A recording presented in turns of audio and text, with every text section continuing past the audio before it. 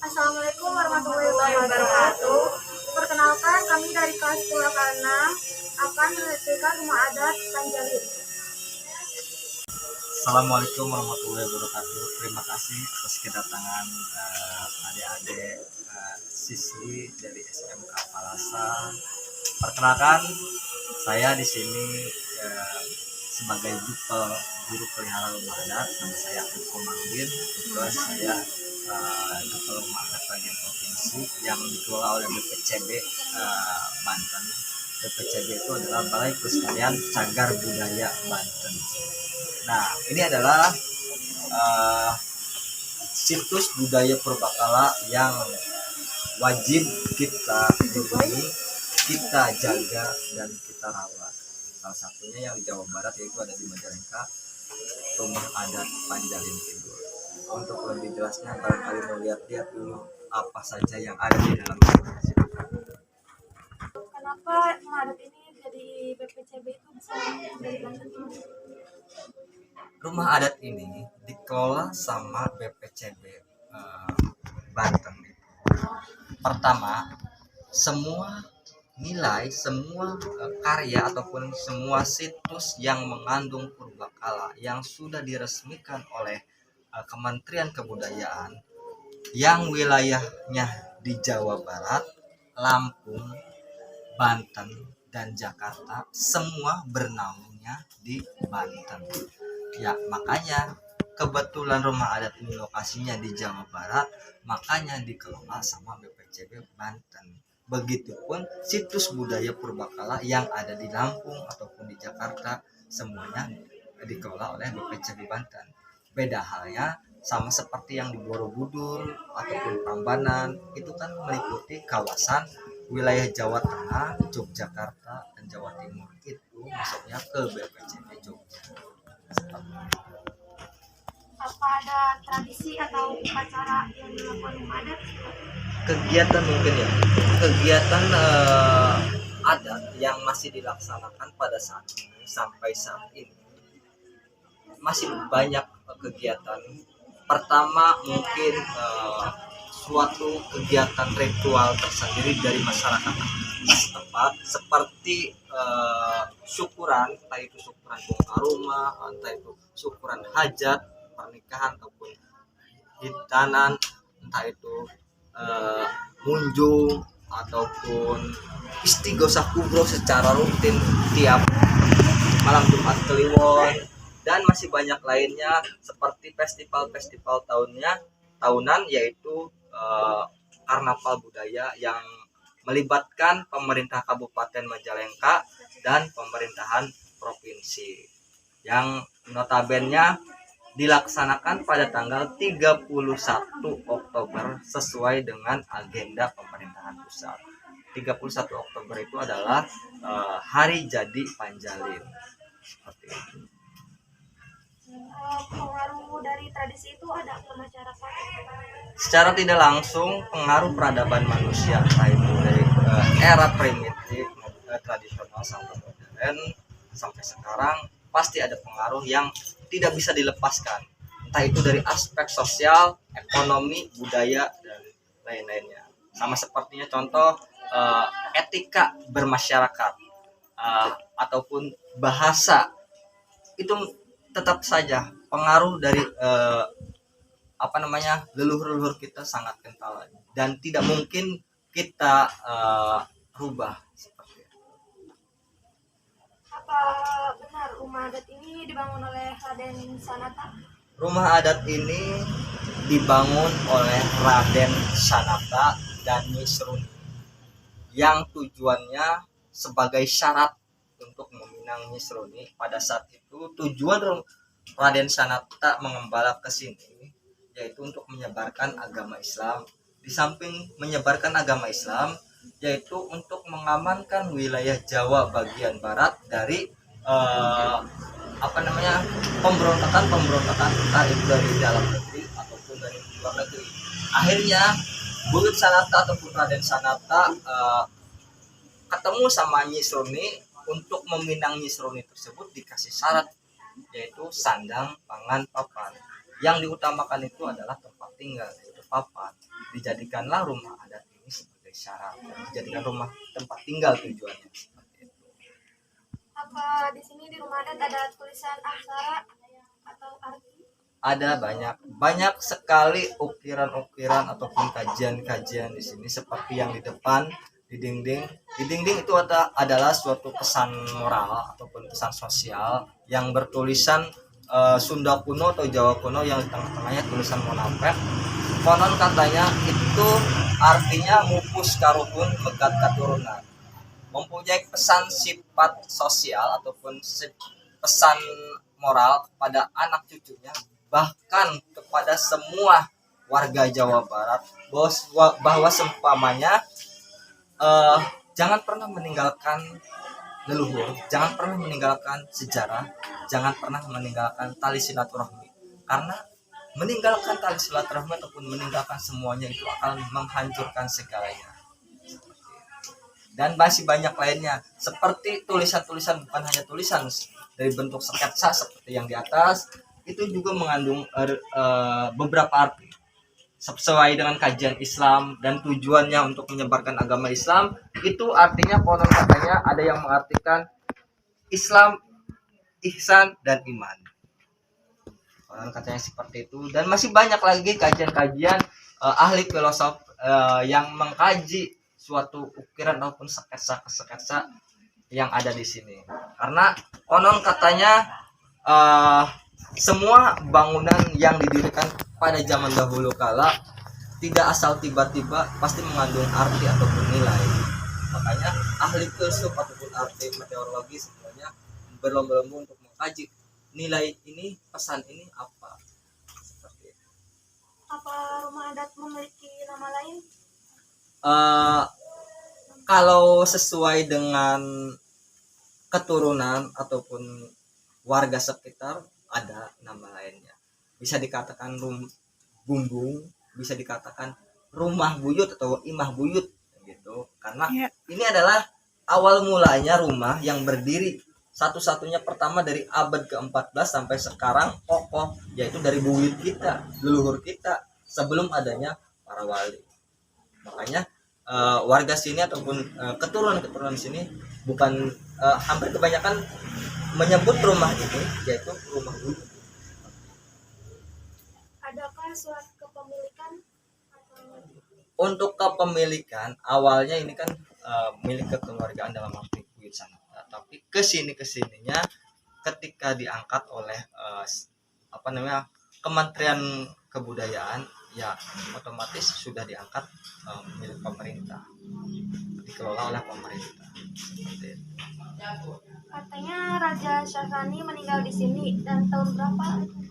Untuk meninggal di sini tahun berapa kurang tahu, yang pastinya ketika abad 14 akhir awal 15 Raden Syahroni itu perlu diketahui, Raden Syahroni itu adalah ayah dari Nyi Seruni yang notabene istri Buyut Sanata.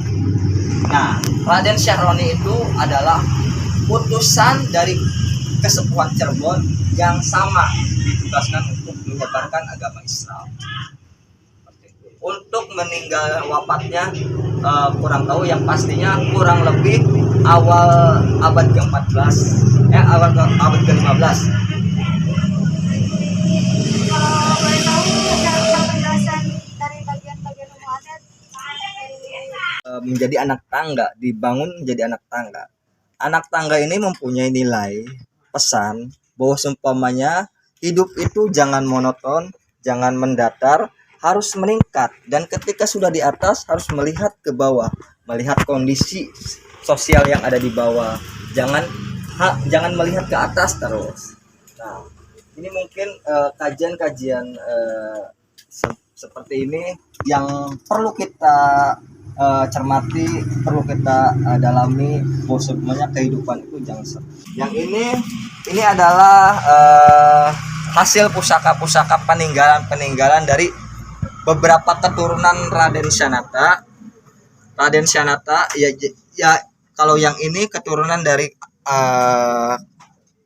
berapa? Keturunan dari ke-8 sekitar abad ke-17 18 mungkin. Nah, ini sana masih ada lagi. Ini pusaka-pusaka peninggalan dari abad ke-17 18, tapi yang ini satu ini adalah peninggalan dari Prabu Siliwangi yang pada saat itu Prabu Siliwangi tidak terima ketika Raden Sanata menyebarkan agama Islam. Walaupun pada saat itu ada suatu garis keturunan antara Prabu Siliwangi dengan Raden Sanata, karena Raden Sanata itu adalah sepupu dari Prabu Siliwangi. Kenapa nggak terima Prabu Siliwangi nggak terima Raden Sanata menyebarkan agama Islam? Karena pahamnya Prabu Siliwangi dengan Raden Sanata berbeda. Kalau seumpamanya Prabu Siliwangi menganut paham Sunda Wiwitan, kalau Raden Sanata menganut ajaran agama Islam. Nah, ini adalah busur panah yang dilontangkan ke arah utara, yang sekarang daerah tersebut dinamakan Lontang Jaya. Ini adalah benda-benda hasil peninggalan mungkin era-era tradisional sekitar abad ke-18-19. Ini pada saat itu buyut sarte, ada piring, ada bata, ada guntingan kunci, ada yang lainnya. Dan ada yang paling aneh, ini adalah mungkin bisa dikatakan pada saat peperangan Kedongdong. Ini adalah kayu kamimang. Kayu kamimang ini difungsikan untuk membuat musuhnya menjadi pusing. Jadi ketika sudah masuk ke alam Panjalin ini ataupun alas Panjalin, musuh tidak bisa keluar lagi, akhirnya mati di dalam hutan Panjalin. Nah, ini akar kemimang, dan konon katanya akar kemimang ini sampai sekarang dijadikan suatu kajian yang bisa dikatakan ritual-ritual yang tidak diperbolehkan itu sebagai kesucian. Rumah adat ini dibangun pada baru-baru ini, dibikin baru-baru ini pada tahun 2016, pada saat itu ketika ada festival menumbuhkan potensi-potensi. Dibikinnya sama tokoh ataupun seorang pemuda yang ahli dari kerajinan di bidang kayu. Ini adalah benda pusaka, yang ini anak panah yang tadi saya katakan yang dilontarkan sama Prabu Siliwangi. Ini anak panahnya, dan ini yang lainnya adalah tombak-tombak senjata untuk bertahan hidup dengan cara berburu. Pada saat itu kan masih primitif, jadi akhirnya untuk bertahan hidup yaitu dengan bertani dan berburu. Ini adalah pohon jati raksasa. Awal mulanya berdiri rumah adat ini dari pohon ini. Jadi rumah adat ini dibangun dari satu pohon ini, masih tumbuh ke akar-akarnya, dan hanya di kalau bahasa Sunda sih di papras sampingnya, dan sisanya dijadikan dinding dan pondasi-pondasi.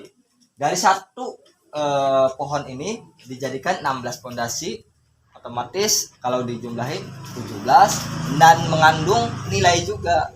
Konon katanya 17 itu pesannya jangan sampai pernah meninggalkan 17 rakaat dalam satu hari. Seperti itu.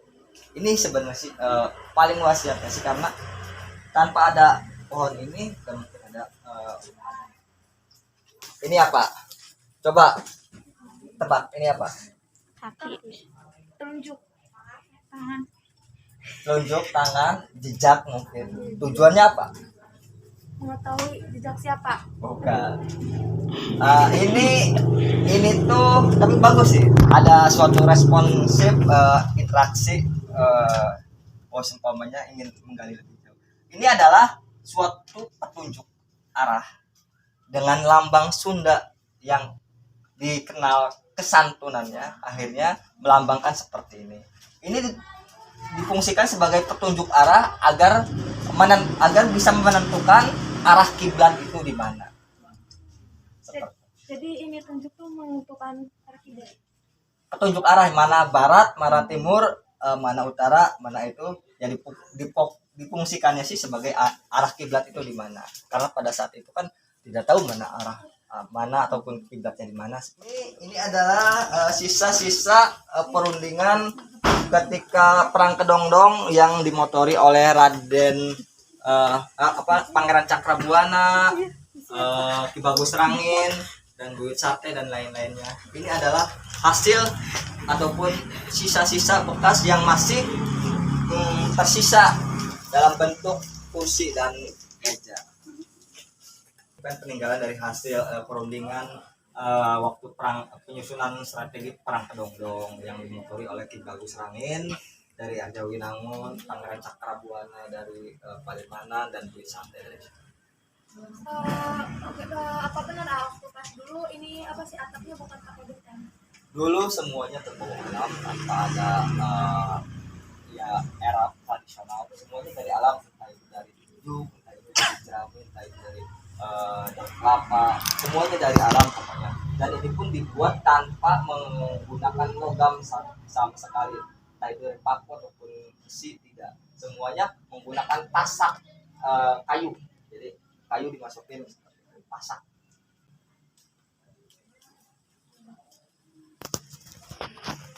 Ada bukti itu nggak, Dokumenter kepemilikan sih kan tadi saya sudah jelaskan bahwasanya awalnya ini kepemilikan dari kekeluargaan yang mempunyai garis keturunan Buyut Sangatta. Setelah pada tahun 1982 diangkat oleh Kementerian Kebudayaan, otomatis buktinya ada di Kementerian Kebudayaan. Tidak semata-mata saya asal ambil aja, karena yang mempunyai kewenangan ya kementerian. Itulah penelitian kami bersama Forum Adat. Terima kasih buat Bapak udah menjelaskannya. Terima kasih. Wassalamualaikum warahmatullahi wabarakatuh.